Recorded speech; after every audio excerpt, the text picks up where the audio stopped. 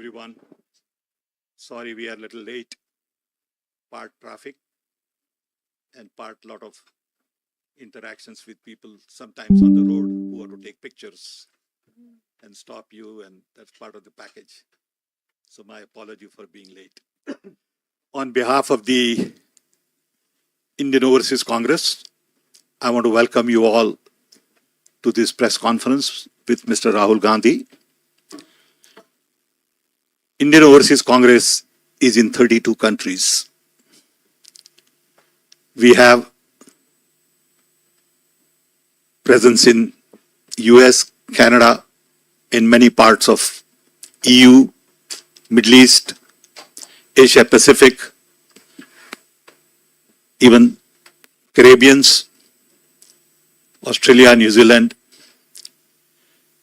And we feel it is our responsibility to interact with larger audience on Indian Overseas Congress platform to really tell people about not just India, but our idea of India. We strongly believe in thriving democracy, inclusion, diversity, equality, justice, respect for everybody. And to us, democracy is the bedrock of our civilization. At present, some of us are concerned about what is going on in India in terms of capturing of institutions, control of media, sort of attack on civil society, and many other related issues, including polarized politics. And as part of that, Mr. Gandhi has been traveling to meet world leaders. We had a visit in US recently, a few months ago, where Mr. Gandhi went to Silicon Valley, Washington, New York. We had similar visit in UK, and we felt that it is time we come to EU and meet with leaders here, go meet some people in Paris, Oslo, Hague. So this is part of a program. And the program started from Brussels. We had some very interesting meetings yesterday. And we are delighted that you have taken time out from your busy schedule to come and interact with us. So with this background, I'm going to request Mr. Gandhi to say a couple of words and then open up for broader interaction and question answers. He doesn't need introduction, and I believe that. So I'm not going to introduce him. He's our leader. The most important thing about him that I would like to mention is the yatra.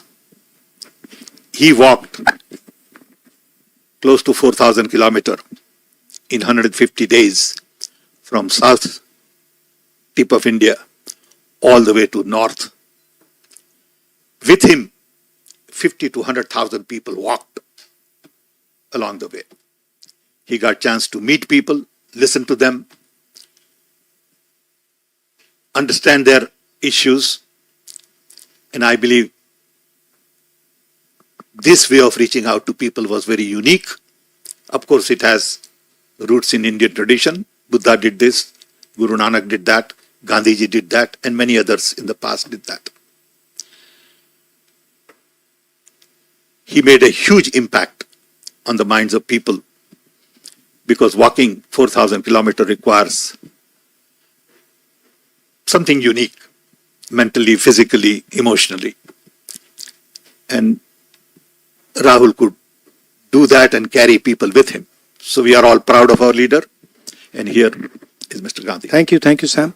Thank you very much for coming here to this press conference.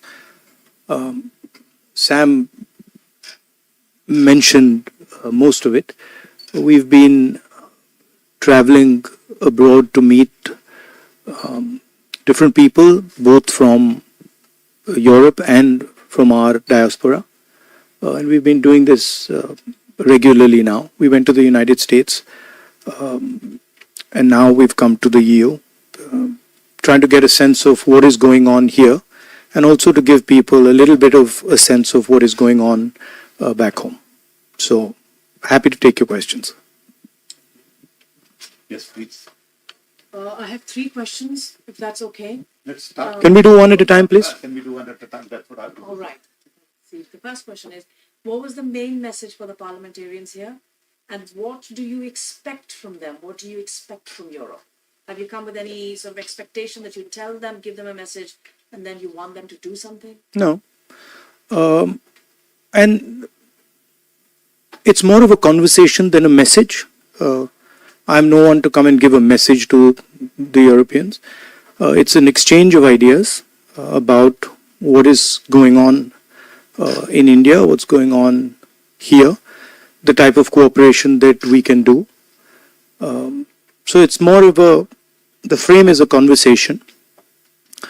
We discussed with the parliamentarians across the board relationship between India and Europe, changing globe, transition, into a new sort of energy paradigm, into a new mobility paradigm. So that was what the discussion was about. It's very fruitful. What's happening in India? What did you tell them? Could you elaborate a little bit, please?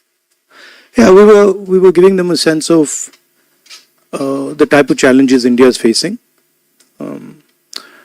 economic challenges, other challenges, the general sort of attack on the democratic institutions. So that's what we discussed.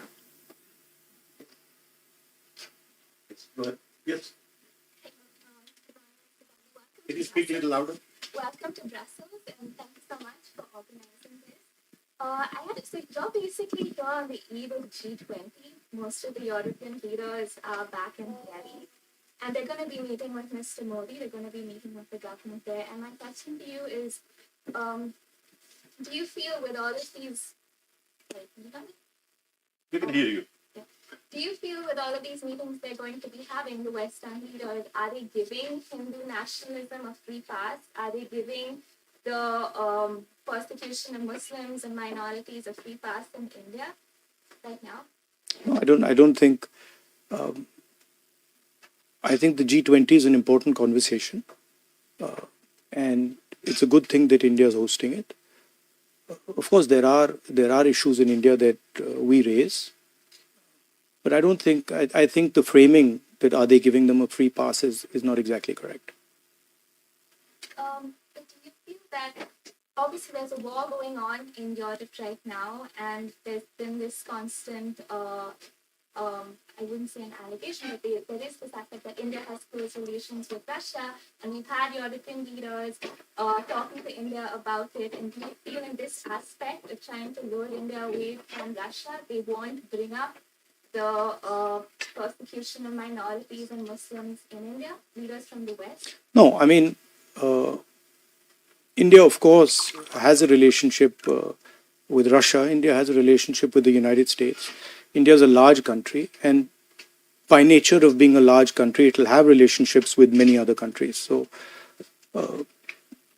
that's a normal thing. That's not, India has every right to have a relationship with whoever it wants. There is, of course, there are serious issues about the type of actions that are being taken with regards to institutions, with regards to democracy and stuff. And yeah, we would hope that there is a sense that there are underlying issues. Can I just have a follow-up? Hold on, no, please just. Yes, sir. Dmytro Shkurpa, National News Agency of Ukraine. We know that the Modi government takes quite cautious position on the conflict and the war Russia held against Ukraine. So that I'm curious, what is the opposition point of view on the issue?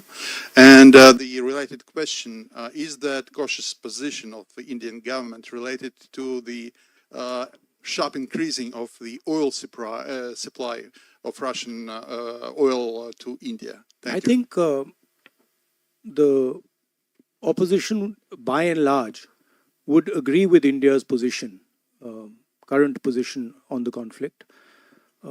We have a relationship with Russia, and I don't think the opposition would have a different view than what the government is currently proposing. Hello, I am from actually Kashmir. I would like to ask a question related to Kashmir issue.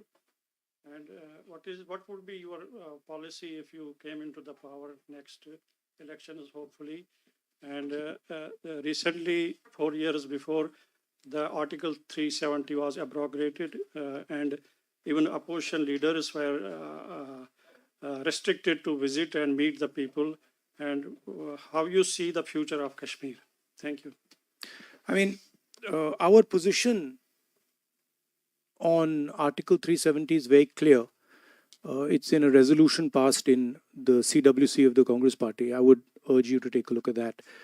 Of course, we are for ensuring that every single person in our country has a voice, is allowed to express themselves, and we feel very strongly that Kashmir should develop, Kashmir should progress, and there should be peace in Kashmir.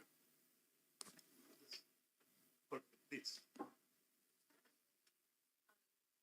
morning. Thank you very much, Pascaline Gabory, pilot for Dev. I just would like to know what are your next priorities, political priorities, and what will be your world vision in a context of growing tensions. Thank you. What would be my Your view on international relations in a difficult context that we are now. I've been saying in all my meetings that it is pretty clear that China is proposing a particular view, a particular vision of the planet, right? And they are putting on the table the idea of the Belt and Road. And one of the reasons they are able to do that is because they have become a center of global production. And this is something I told the people yesterday in the External Affairs office. But I don't see an alternative vision coming from our side.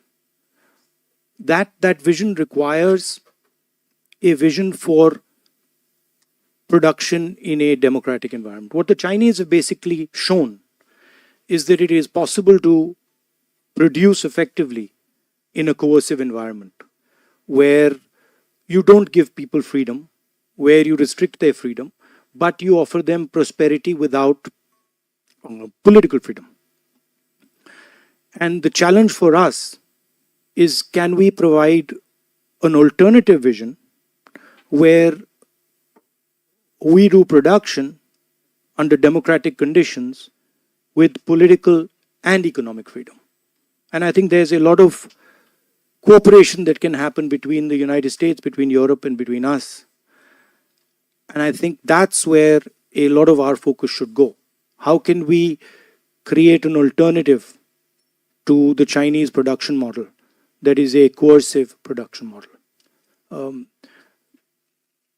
A competitive vision.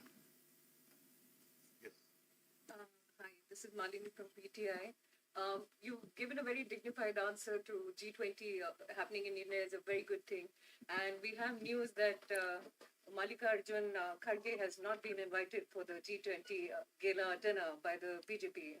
And that says a lot. And I would like you to comment on that, because you are holding a very good stand, supporting the G20 happening in India. And here we have a very contrary, very interesting. No, what's contrary about it? I mean, they've decided not to invite the leader of the opposition.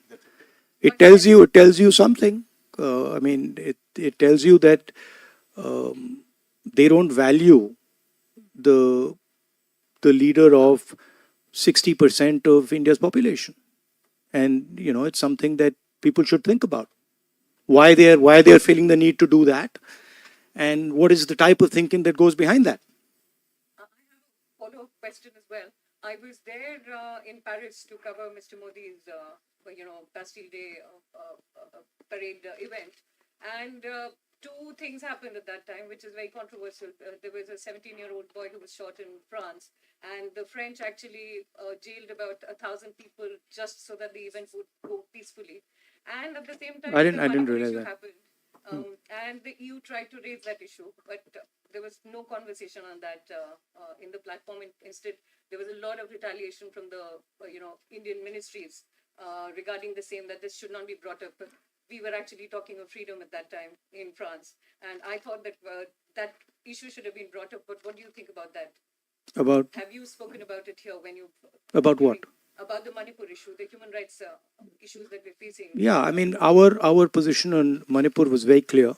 I actually visited Manipur, and I think we are very much for democratic rights, harmony, peace between people. I mean, as Sam said, I walked 4,000 kilometers for that very purpose, and I think there is a sense in India that the democratic structures of our country, the institutional structures of our country are under attack, and they're under attack from the group of people who are running India. I don't think this point is missed by anybody. I think everybody who has even a little bit of an understanding of India knows this. But of course, there are other considerations. So when you're dealing with India these days, there are other considerations which are also important, as you would be well aware.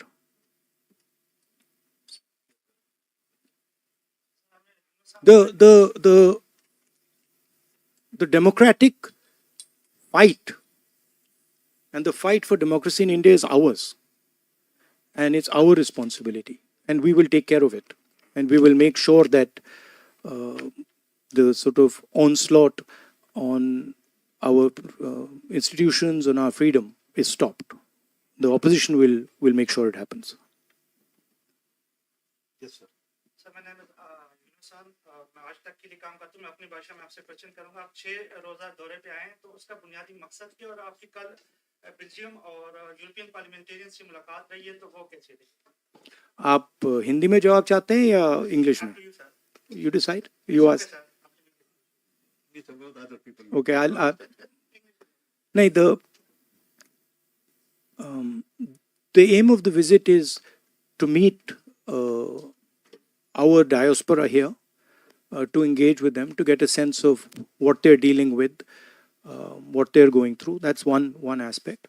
The second aim is to meet members of the government here, MPs, other people, and to get a sense of how they are seeing India, how they're seeing the possible cooperation between India and Europe, how they view India, what they think India should be doing, and also giving them a bit of a sense of what we think our relationship should look like.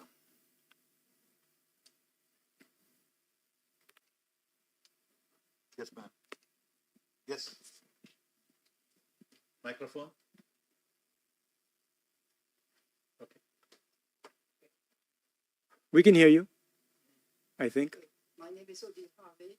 I'm covering for a regional radio in France, in Brittany, where in fact we have an association, Armor India, which has been started by an industrialist who works in India for his company, and then when he retired, he started that association and bringing wonderful Indian culture to this remote part of France.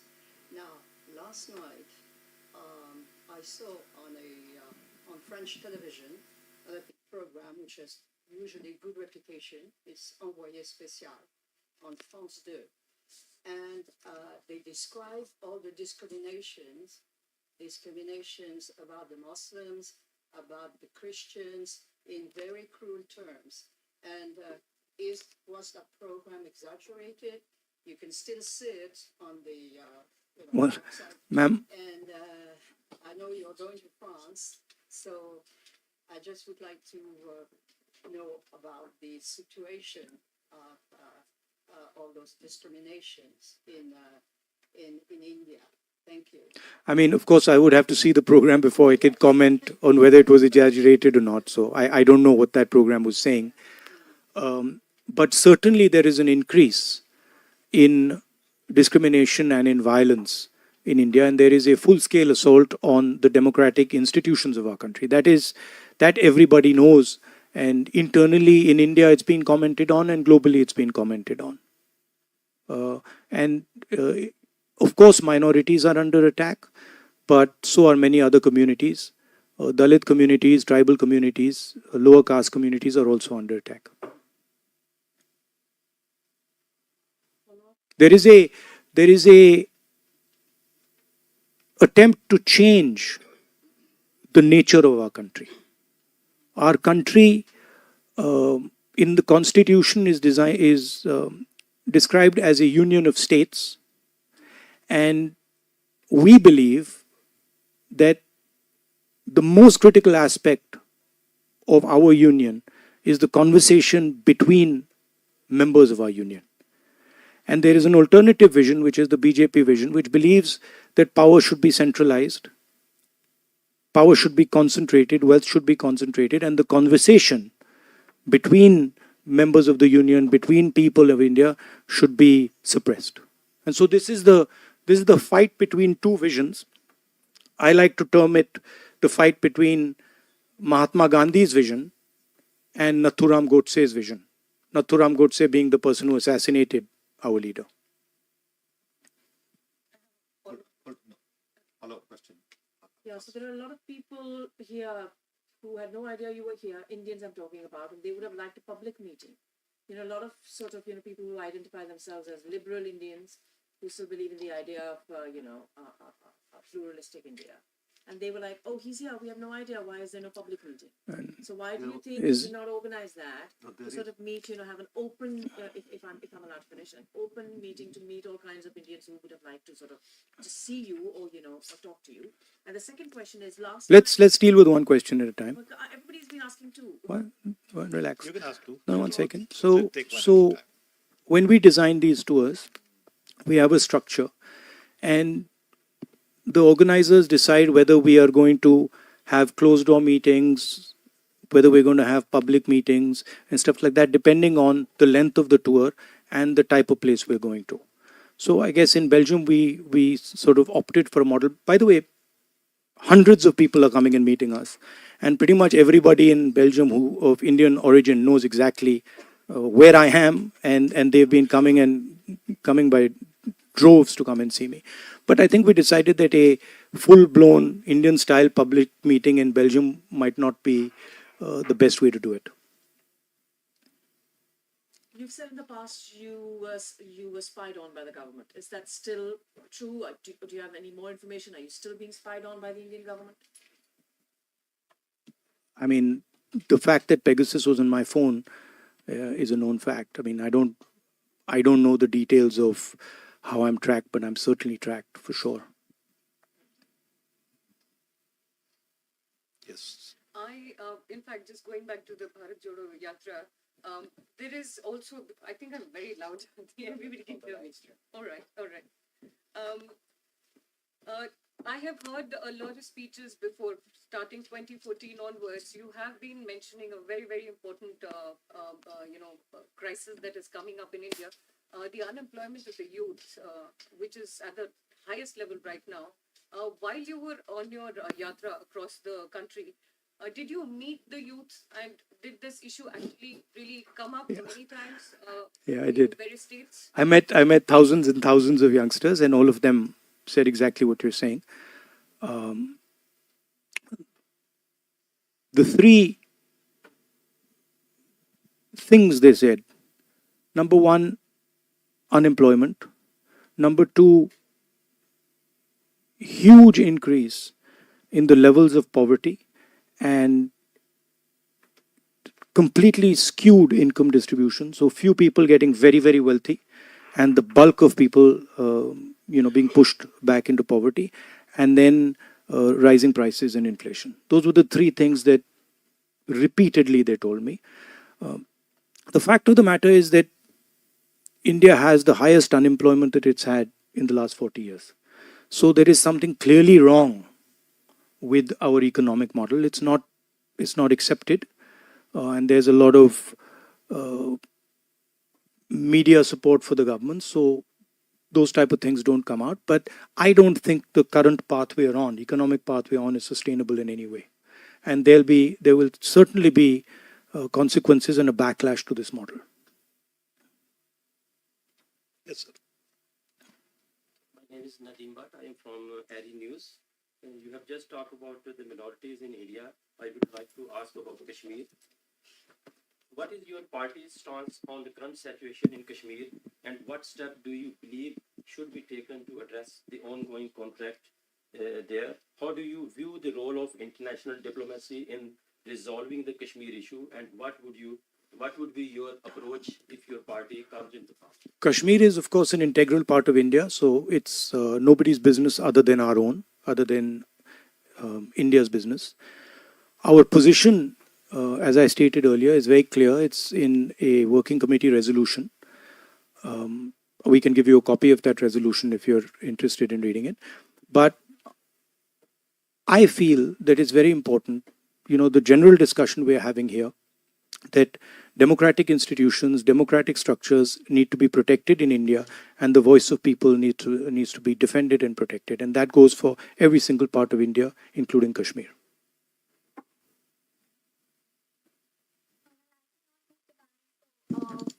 This is obviously been conversation now about the name of the subcontinent, and your yatra was called Bharat Jodo, and We're now having a name change. Is that happening? What are your? I don't know. You have to ask the Prime Minister. I mean, Do you want it to change? Do you want to change the these are. Bharat Jodo? So I am perfectly happy with the names that we have in our constitution. India, that is Bharat, works perfectly well for me. But I think these, in a sense, to me, are panic reactions. There's a little bit of fear in the government. These are distraction tactics. We, of course, came out with the name India for our coalition, and it's a fantastic idea because it represents exactly who we are. We consider ourselves to be the voice of India, and so the word works very well. But it's obviously disturbed the Prime Minister enough that he wants to change the name of the country, which is absurd, but that's what it is. It's also interesting that every time we raise the issue of Mr. Adani and crony capitalism, the Prime Minister comes out with some dramatic new diversion tactic.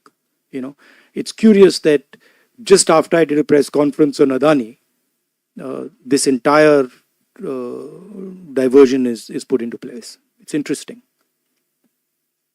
Yes, ma'am. Yes.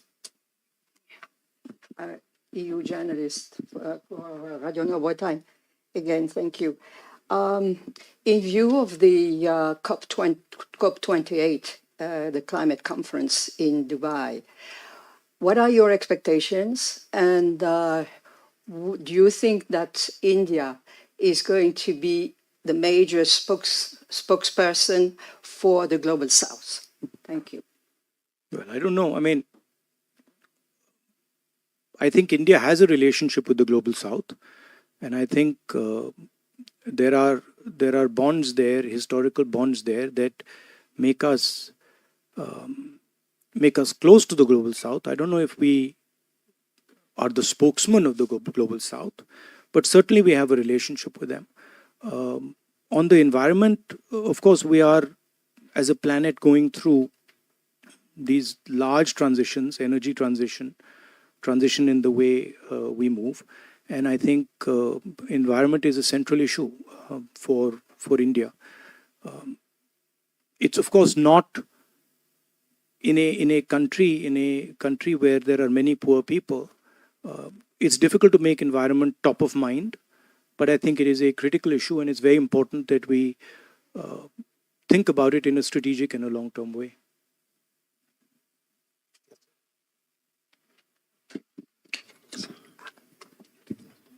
Thanks. Brian Ricketts, representing the European coal industry, and I've enjoyed visits to European coal industry, and I've enjoyed visits to coal power plants and mines in India. And my hope for the future is a democratic India. And the question relates to that. As China developed very rapidly over the last few decades, its economy became imbalanced, and it's now paying the price for that, I believe. How would you ensure that India's economy doesn't become imbalanced? So how to balance the powers of a market-based economy versus central planning? I think one of the lessons that I learned in my walk was that there is an inherent and profound wisdom in the people of my country, right? Regardless of which part of society they're in. For example, we're discussing environment. The type of conversations I had with tribal people about the environment were far more sophisticated than I have with people living in cities, right? So there is an inherent wisdom in the people of India, and I'm sure in the people of Europe and people of Belgium. And I think it's critical for us that in decision making, we listen to the voice and the intelligence of the people. And that's where we have a fundamental difference with the BJP. We value the voice of the people, we value the voice of poor people, we value the voice of all stakeholders, and we want to hold a conversation with stakeholders before we make decisions. It's sometimes slower, but in the long run, it works out much better. And that's really the conflict that is taking place in India. They're of the view that you don't need to ask people, you just go ahead and slam everything through. But in our view, there's consequences. With regards to the public sector and the private sector, we are pretty clear that in key strategic areas, public sector should have a role. In education, in healthcare, public sector should provide a foundation. But in other spaces, private industry is probably a better tool to achieve most aims. Just one or two more.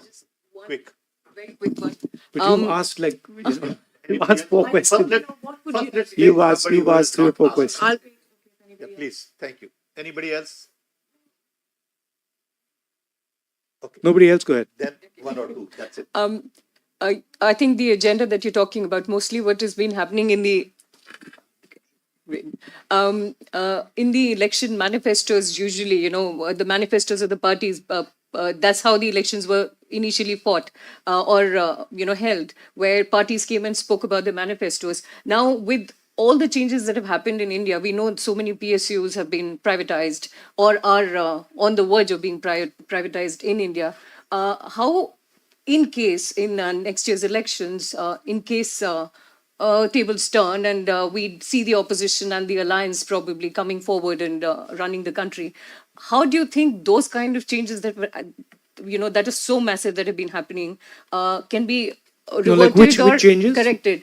The privatization of public sector units, that has been happening in India. How do you actually rectify that? Because that has actually taken away employment of so many housewives. No, I mean, women like my mother would probably be a very good candidate for an SBI, banking job. But a private sector will not necessarily employ a person of her age and will look for a more competitive, growth. So I think that's where I see a lot of people will lose employment because of this in India and are doing that. How does this get rectified?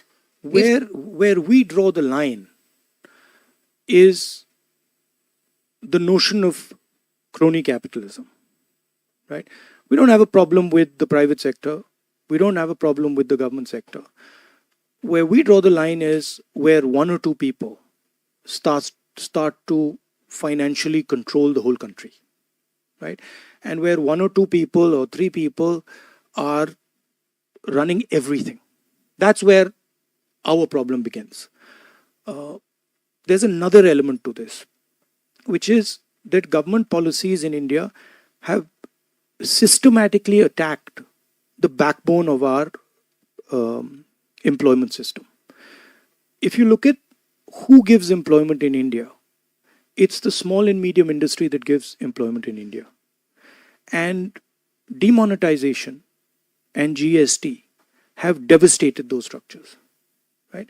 So it's a two-pronged attack that the government is carrying out. Number one, impose a huge transaction cost on all small and medium businesses and ensure that you build two or three monopolists who control pretty much everything, right? So if you look at Mr. Adani, our problem with Mr. Adani is he controls the ports, he controls the airports, he controls agriculture, he controls the grain silos, he has real estate. I mean, he's everywhere. And he's dominant everywhere. He controls cement, right? So we think that's counterproductive for the country. And on one side, they are pushing this very monopolistic capital. And on the other side, they're devastating the small and medium people from where we're going to get a job. That's why we're having an unemployment crisis. And the second part is where you require key services, right? Country like India requires the government to be involved in education. It requires the government to be involved in healthcare. And the idea that you can just privatize education and privatize healthcare, it devastates the poorest people because they simply do not have access to this. So they are hitting this from 3 or 4 sides, and the solutions are pretty clear. I mean, we would invest much more in health and education.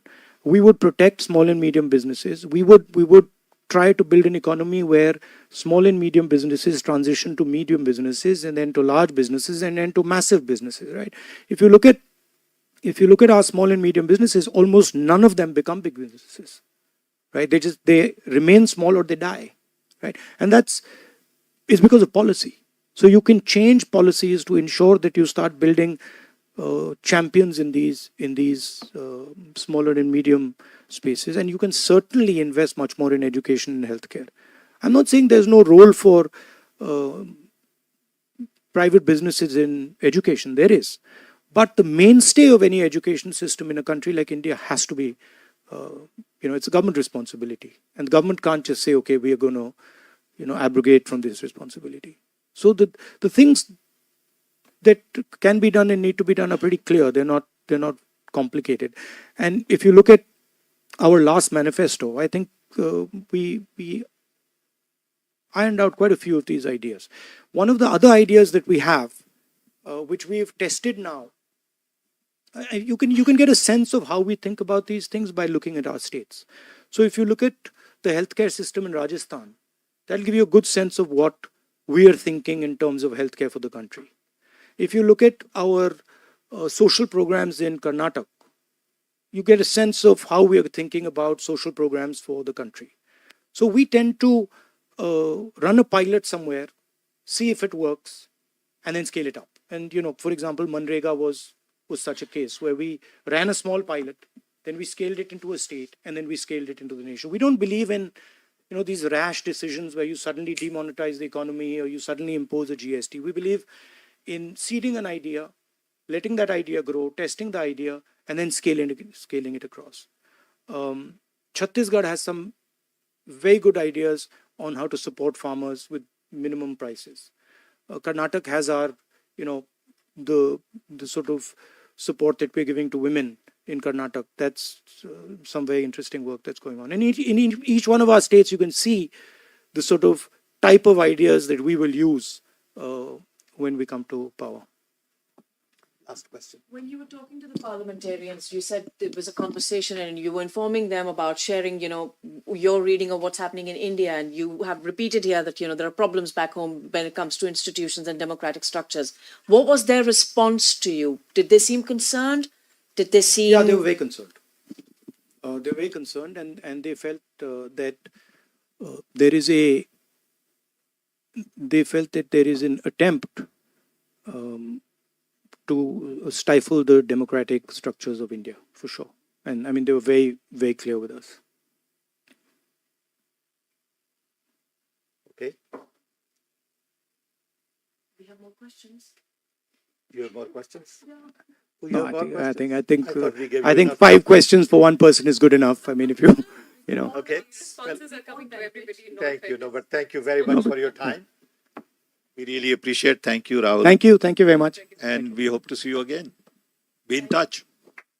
Thank you.